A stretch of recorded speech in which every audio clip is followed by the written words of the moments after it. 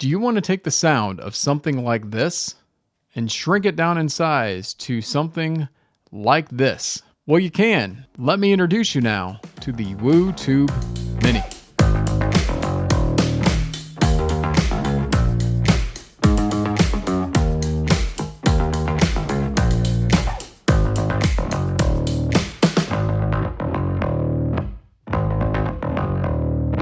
What's cracking, everyone? My name is Ryan, and today we're going to be taking a look at the new Woo Tube Mini.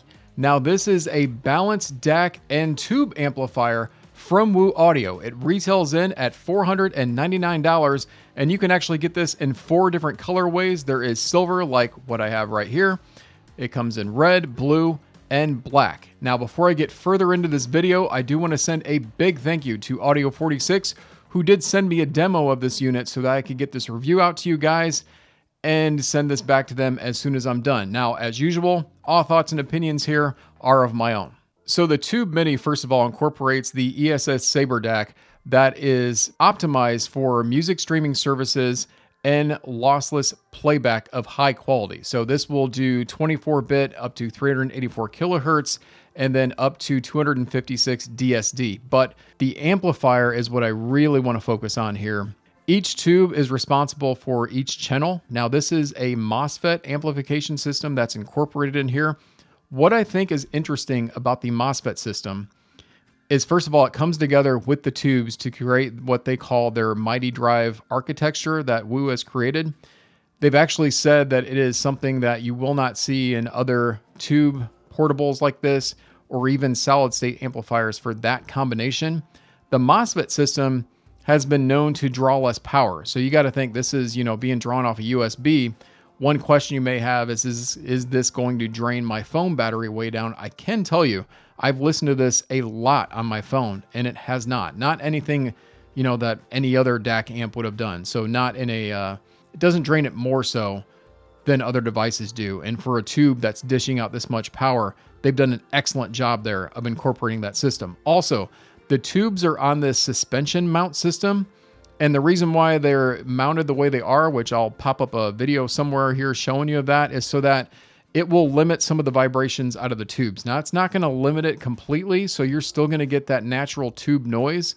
And in fact, that is something that I learned when I talked to Mike from Woo at CanJam, that tapping on this or, walking with this or something like that, it's going to create noise and it's going to give you a ringing. It's going to be temporary because as soon as you settle it, it's going to go away. But this is a portable tube amp that is not meant to be taking with you on the go, as in listening while you're going, if that makes sense. And I will talk about more of that as I get into sound in my conclusions. And all that comes together, by the way, for, I think it's 1 total watt per 8 ohms. So it's got a lot of power coming out of this. It is a USB-A connector on this, and you're going to get a cable to connect into this that will terminate to USB-C, so you can go Thunderbolt 3 or USB-C. You can also get an adapter if you have to use it with an iPhone. This will work with Mac, with Windows, with phones, as I said, and with DACs especially. Now, Woo does recommend that if you're listening on your phone, for the best experience, to go maybe offline mode, just because that'll, make sure that you have less signal noise going on, because there are going to be those natural noise interruptions that you're going to get from RF devices. So, if you get like a phone call or something while you're playing this, yeah, that's going to create some noise. Or, you're sending lots of text messages and things, it's going to create some noise. So, if you go offline, and I did do that and tested that, definitely had my best experience doing that. You don't have to, but just something to take of note there. All right, so let me walk you through plugging this device in and using it. And if you're going to skip over anything, don't skip over this, because I skipped over this when I first got this and wish I wouldn't have. I didn't do any damage, just so you know. So when you get this tube amplifier, you're going to notice that it's got 4.4 and 3.5 outputs here. Obviously, 4.4 is going to give you the most power out. 3.5 still gets a decent amount of power, so you can use either. But you'll see a switch on here that is SE or balance. And to me, I treat this like an on-off switch. First of all, don't have this plugged into anything. Have it just sitting like this. Go ahead and plug in your headphone. If it's 4.4, make sure the switch is set to SE. And if it's 3.5, make sure it's set to balance, right? Then go ahead and plug this in, whether it's going to be straight on your USB into a laptop, or if you're going to use the dongle adapter or whatever, go ahead and plug that in. It will turn the unit on. You'll see it glow. These are LEDs in here, by the way. That's not actual tube glow, but it has that nice, beautiful glow in my opinion. And then give it 30 seconds to warm up. It is a tube amplifier. You would do that with tubes anyway, hopefully, and that's what you should do. Once it warms up, then go ahead and switch this on to whatever output you chose to use. And then when you do that, you'll get a slight pop maybe, and possibly some slight ringing, but it'll go away really fast. It does not stay on, especially if you've got this sitting down. Now, as you're adjusting the volume and things on it, you may get some noise just from that, from tapping it. So that's what I'm talking about. That suspension mount's not going to completely get rid of your noise. It goes away pretty fast. But this is actually something that Woo tells you and warns you about, and they talk about this in their starter guide too. All right, so now with that out of the way, you're ready to go with the device. Let me walk you through the functions of it. So you do get a play and pause button on here, and you also get a plus and minus button for your volume. Now, this also functions as skipping tracks. So if you hold the plus button, that's going to skip forward. If you hold the minus button, it's going to skip your track backwards. You're also going to notice you get this LED here. This light will represent the quality of track that you have coming through here. This does decode up to MQA, is what it is, but it does do that. So if you're using Tidal and Tidal's taking control over this, it's going to glow a different color depending on the type of track, the type of quality of bitrate that you have coming through. Like I said, depending if it's MQA or not. Otherwise, it's just going to be, I think, a solid amber color when it's playing your music and upsampling that up to the 256 DSD, as I said. So now the other thing I want to talk about before I move forward is this does have this glass here. So it shows through to these beautiful, tubes that are inside and has that nice glow with LED. My only nitpick on this is this glass does scratch. So I did talk to them at Can Jam, and I asked them if they're going to develop any kind of a sleeve to put this in, or, even future iterations of this device. Perhaps they could make it so that, the chassis itself is a little bit elevated over the glass so that when you're putting this on a surface and moving it, it's not scratching the glass, because this will scratch. Not terribly bad, at least not yet, but I do have some scratches on this demo unit. And that's something I think they are possibly doing. I know he talked about some accessories that will be coming out for this device. So look out for something like that if you do get that, because I definitely recommend, if they make a sleeve for this, to put it in a sleeve. And I also don't know what kind of glass this is. I think this is glass. But I don't know if it's like Gorilla Glass. I'm guessing probably not. And also, as we're discussing the glass of this, I should also tell you that this is an anodized aluminum chassis that you're seeing here. This is just a really beautiful finish on it. It's got the Woo Audio logo on here. No rough edges at all. It's not rounded off, but they're just not rough edges. And, just very nice machining that they've done. You got your screws here that keep this all together. And it's just very well put together, in my opinion, for the build. It's not super heavy. It's only 46 grams. And it's pretty compact too, which I like as far as the build goes, so that you can just put this in your pocket, and take it with you wherever you're going to go for your travels. All right. Now, with all of that said, let's move on and talk about sound.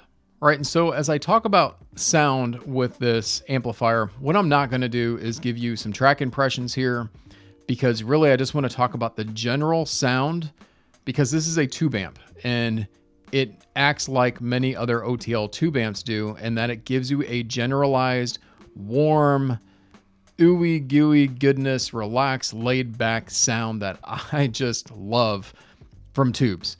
Now, what I can tell you by that is, to give you some descriptors of that, is it is very heavy in my opinion of the sound, and it's got some weight to it. Notes don't just like hit a point and, so think of like decay, I guess. It doesn't have this really fast decay. It's tube. It's got just that rolled off feeling to it. Now, it doesn't roll off highs. So if you got a headphone that's stabby, like for instance, I paired this up with my Tiger 300R headphone, which is a Sibley headphone in my opinion, and does have some stabbiness to it and definitely has some sibilance. It doesn't get rid of that, but it smoothens it out a little bit. And because it's got that nice warm mix through it and nice just added heft to it, I don't feel as fatigued when I'm listening to that headphone on this tube amplifier. By the way, that headphone is one of the easier to drive headphones, but because the sensitivity of it is a little bit lower, I think it's 96 dB, this actually can take advantage of that headphone just fine. Used it on the SE, works really well. My atrium closed is magic on this amplifier. Honestly, I prefer the sound of this amplifier on my atrium closed over my bottle head crack and probably even over other tube options because it's just that good of a sound. Like I said, it's got some weight to it. The bass of the atrium closed, it's just as bassy, but it's just a little bit more full, opens that up even more, gives me that big room feeling that I get and just makes me feel like I am there in my music and just really enjoying it and grabbing my whiskey and sitting back and just chilling out to my music. Does the same thing with my O2R Classic. That's another, 300 ohm harder to drive headphone, and has that nice tube flavor to it. Even the Sennheiser 560S that I have, I use that on single-ended, and even though that's not quite as much power, still gives it a nice tube flavor to it, and I love that sound. And then at CanJam, I listened to this with the Diana TC and the Diana MR from Abyss. Both of those headphones was such an excellent, just musical sound that came out of this. This is not an analytical person's dream. That's not what tube amps are about. I shouldn't say most, but at least these types of tube amps are about. You just have to know that going into it. But it just gives you, like I said, that thick, just room-filling sound. Now I think it does bloat the mids a little bit. So, for instance, on my atrium closed, that is kind of a relaxed mid-range presentation out of it. And I get a little bit more mid-range presence out of it. It doesn't make it mid-forward, but just more presence. So like vocalists and things, just fill the room more with it. Guitars, fill the room more with it. Drums.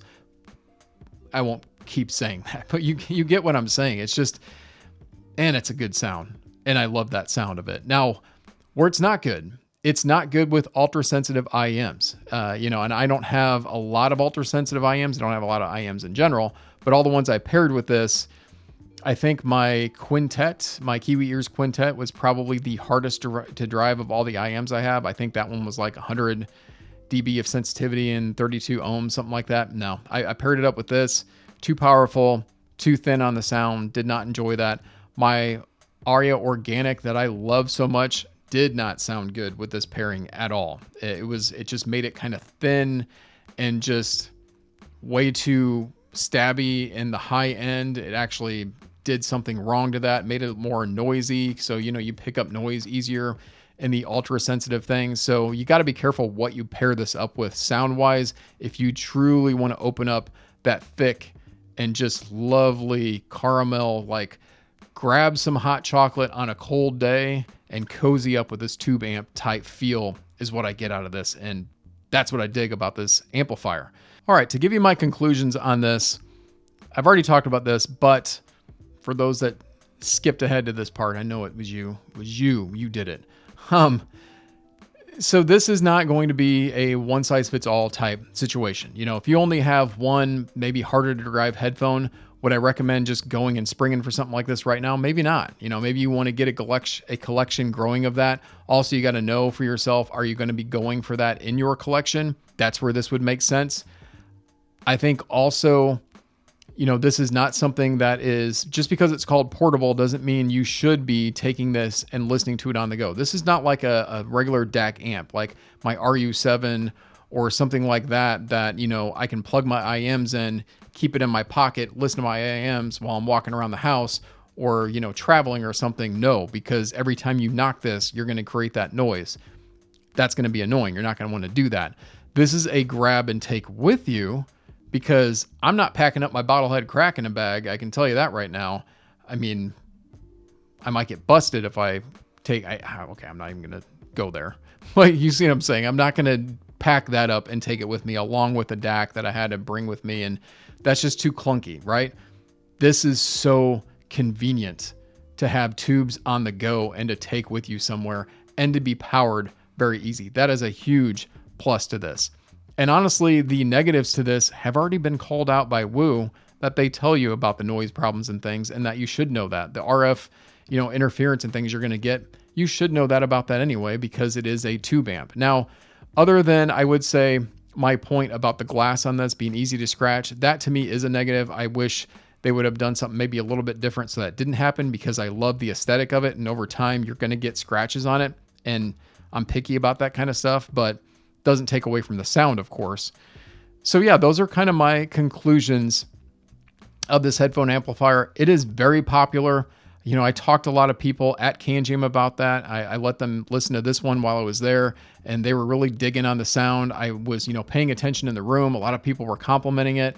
Mike told me from Woo that they're sold out. I can see why. So this one has some hype, and it deserves the hype, in my opinion.